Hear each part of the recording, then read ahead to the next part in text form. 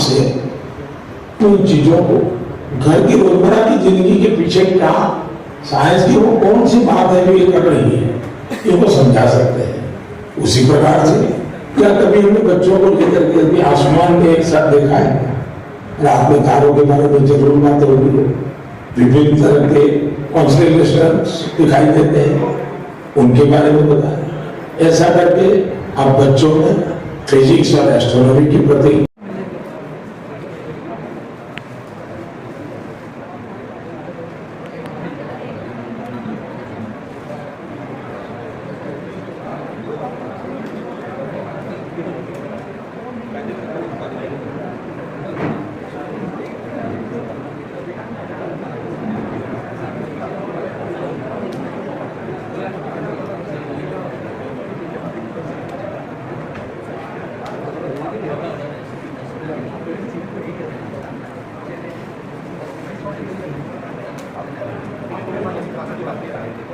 खास तौर पे आप एक हवन कर रहे हैं, इस हवन का मकसद क्या है और इसकी खासियत क्या है?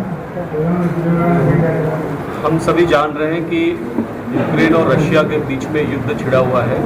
इस बीच यूक्रेन में 20,000 से अधिक भारतीय फंसे हैं। हमारे भारतीयों की जान कीमती है, इसका एहसास हम सबको हो गया होगा। और कल से 2 फ्लाइट भारत में अपने बच्चों को लेकर सुरक्षित आई है। ये सारे भारतीय सुखरूप यहाँ पर आए और विश्व में शांति हो, इस उद्देश्य से शुभांशु ऋषि जी ने यहाँ पर यज्ञ का आयोजन किया।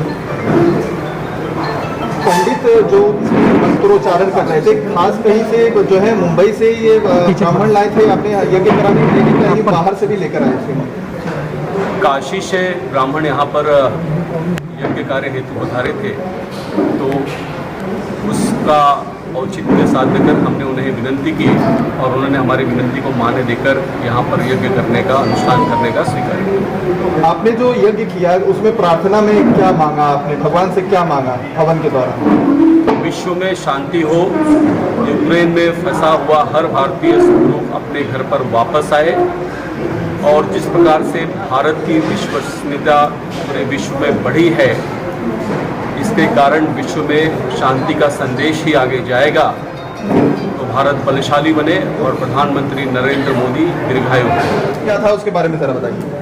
आज का जो यहाँ पर हवन शुभ्रांशु दीक्षित और यहाँ के भारतीय जनता पार्टी के कार्यकर्ता ने जो किया है, उसका मकसद ये है कि जो युद्ध शुरू है और उसमें कई सारे भारतीय नागरिक और विशेष करके भारत से उस देश में गए हुए पढ़ने के लिए विद्यार्थी वो सुखरूप रिटर्न भारत में आने चाहिए, इसके लिए हवन किया गया है। आपने देखा कि कल ही हमारे केंद्रीय मंत्री पीयूष जी गोयल और यहाँ के खासदार पूनमदेवी महाजन, इन्होंने यूक्रेन से जो 219 बच्चे आए उनका एयरपोर्ट पे स्वागत किया। सिर्फ स्वागत नहीं किया तो उनको अपने अपने घर तक पहुँचाने के लिए बसों की व्यवस्था, ट्रेन की व्यवस्था भी की गई। खुद पूनमदेवी महाजन ने सब व्यवस्था देख रही थी। तो इसी तरह जितने भी बच्चे और जितने भी भारतीय यूक्रेन में फंसे वो सुखरूप फिर से आने के लिए हमारे पंतप्रधान नरेंद्र मोदी जी कोशिश कर ही रहे और उन्हीं के साथ हमारे भगवान का आशीर्वाद भी अगर इस सारे प्रयास पे रहेगा तो सारे भारतीय फिर अपने अपने घर आ सके। इसके लिए हवन का हवन का आयोजन किया था, इस आयोजन का मकसद क्या था? और ये जो ब्राह्मण यहाँ पर यज्ञ करा रहे थे, ये ब्राह्मण कहाँ से, खास मुंबई से थे कि कहीं और से आपने बुलाया? देखिए, ब्राह्मण काशी से बुलाए गए, जो हमारे प्राइम मिनिस्टर, जो वहाँ के हमारे